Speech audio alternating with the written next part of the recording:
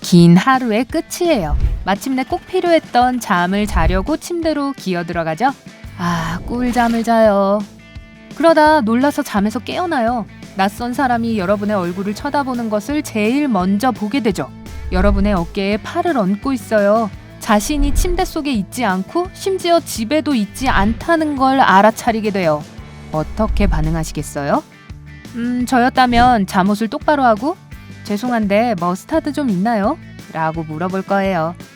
네, 대부분의 사람들은 머스타드 달라고 하지 않을 테고 제가 여기서 도대체 뭐 하고 있죠? 라고 묻겠죠. 목류병은 아마도 가장 기괴하고 완전 무시무시한 현상 중 하나일 거예요. 제 말은 인간의 몸은 굉장하지만 동시에 엄청난 도전이 될 수도 있다는 뜻이죠. 누군가가 여러분의 눈을 똑바로 쳐다보면서 여러분이 먹고 요리하고 말하고 걷고 심지어 운전까지 했다고 말하는 걸 상상해보세요. 네, 그런 사례들이 있어요. 근데 여러분은 하나도 기억 못하죠. 완전 말도 안 되는 소리라서 혹은 부끄러워서 무시할 수도 있어요. 하지만 여러분이 목류병 환자라면 부끄러워할 것 없어요. 사람마다 목류병을 야기하는 원인은 다양해요. 그리고 전문가들도 아직 100% 왜 목류병이 생기는지 모르고 있죠. 하지만 공통 주범으로 우울증, 강박장애, 불면증, 수면 무호흡증, 야경증, 신경계 질환 등이 있어요. 이 모든 것의 공통점은 여러분의 통제 밖에 있는 것들입니다. 하지만 우리가 목류병 환자를 만난다면 어떻게, 왜, 그리고 무엇을 하지 말아야 하는지 더 깊이 알아보기 전에 간단한 테스트를 해봅시다. 여러분들은 목류병에 대해 얼마나 알고 있나요? 질문 1. 누가 더 목류병에 걸리기 쉬울까요? 아이들 아니면 성인? 아이들이라고 대답했다면 맞아요.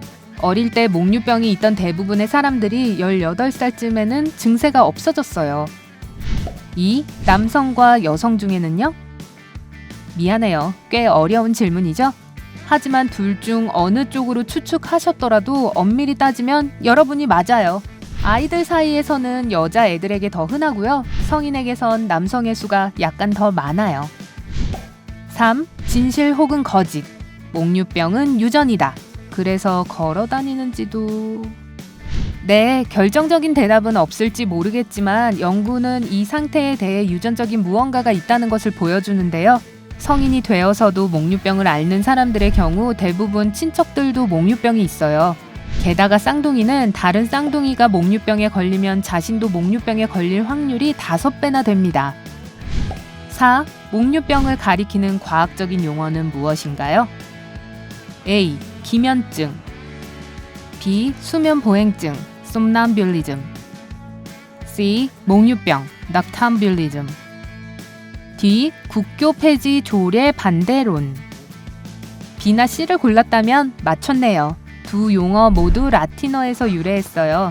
somnus는 잠, noctis는 밤이라는 뜻이죠. 엠뷸리즘은 걷는 것을 의미하는 동사에서 왔어요. 모두 합치면 자면서 또는 밤에 걷다가 되죠. A. 기면증은 사람이 통제할 수 없을 정도로 잠이 드는 극도로 졸린 에피소드를 겪는 것이고요. D는 그냥 장난쳐본 거예요. 마지막 질문으로 넘어갑시다. 5. 진실 혹은 거짓. 목류병 환자를 알아보는 것은 쉽다. 이건 거짓이에요. 목류병 환자는 잠들었을 때 완전히 깨어있는 것처럼 보일 수 있거든요. 옷을 입고 말하고 여러분의 질문에 대답도 하고 모두 한답니다. 네, 약간 초점이 없어 보이더라도 눈을 뜨고 있을 수 있죠. 여러분이 말을 걸면 반응할 수도 있지만 그들이 말도 안 되는 말을 할 수 있는데 여기서 약간의 힌트를 얻을 수 있죠. 하지만 때로 여러분과의 대화 내용이나 그 사람이 시도하려 했던 것을 기억하는지를 다음날 확인해야만 그 사람이 진짜 목류병에 걸린지 알 수 있기도 해요. 좋아요. 이제 짧은 사실을 알았으니 더 깊이 파고들어 봅시다.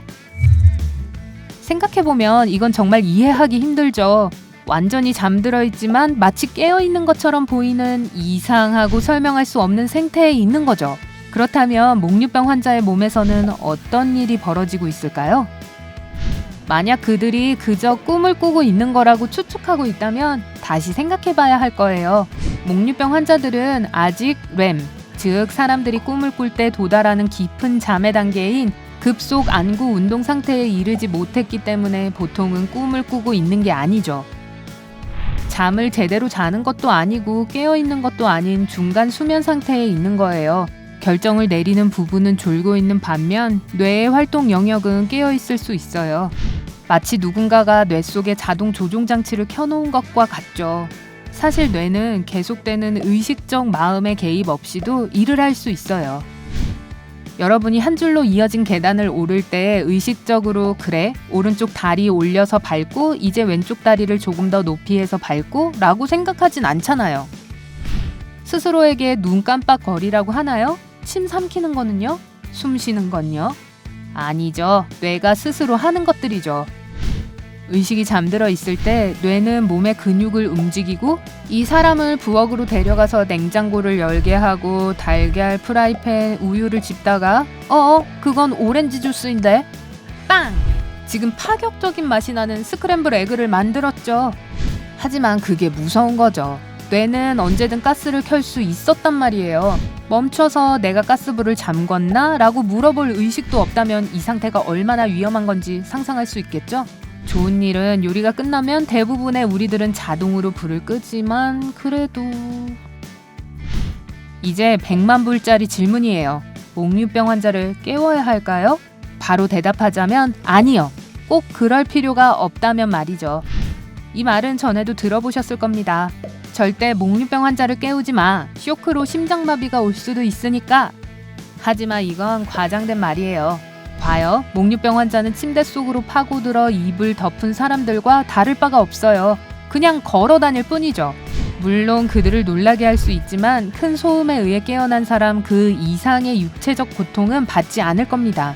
심장마비나 발작 같은 건 없을걸요? 좋은 소식이죠? 나쁜 소식은 늘 양면이 있죠. 특히 조심하지 않으면 깨우는 것은 여전히 위험할 수 있어요. 처음에 동영상 시작할 때 기억하세요?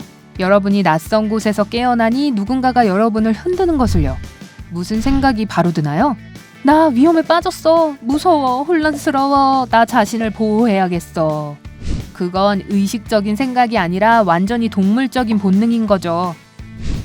그러니 목류병 환자를 흔들거나 얼굴을 때려서 깨우려고 하거나 심지어 근처에 있는 것만으로도 큰 실수일 수 있어요.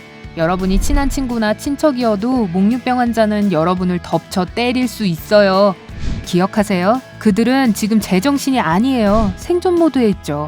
그리고 그들이 팔다리를 허우적거리거나 도망가려고 할 때 뜻하지 않게 자신에게도 부상을 입힐 수 있어요. 그럼 이 문제를 해결하는 가장 좋은 방법은 뭘까요? 목류병 환자를 조심스럽게 다시 침대로 안내해서 차분하게 등을 대고 눕는지 보는 겁니다. 이는 대부분의 전문가들이 추천하는 모범 시나리오며 선호하는 방법이죠. 이렇게 하면 위험하거나 무서운 상황을 피할 수 있어요. 하지만 불행하게도 항상 쉽진 않죠. 어떤 사람들은 부드러운 안내에 응하지 않고 계속 하던 대로 할 겁니다. 심지어 무의식적으로 저항할 수도 있죠. 꼭 깨워야 한다면 갑자기 큰 소리를 내세요. 목류병자의 이름 크게 부르기, 손뼉치기, 냄비와 후라이팬 같이 두드리기 같은 게 있죠.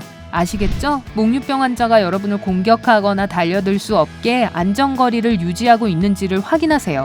이게 플랜 B입니다. 물론 가장 좋은 계획은 전면적인 예방이죠. 만약 여러분 또는 아는 사람이 목류병 환자라면 수면 테스트 하는 걸 고려해보세요. 의사들이 여러분의 뇌 활동을 감시하고 근본적인 원인을 찾는 것을 도와줄 겁니다. 최면술도 있죠. 면허를 가진 전문가가 여러분이 침대에서 벗어나려고 할 때 깰 수 있도록 재교육을 해줄 겁니다. 이 방법으로 발이 바닥에 닿는 순간 정신을 차리게 될 거예요. 스트레스를 받으면 목류병에 걸릴 수 있으니 명상과 같은 스트레스 완화 기법도 효과가 있을 수 있어요. 잠자리에 들기 전 하루의 문제를 적어두는 것도 도움이 될 수 있죠.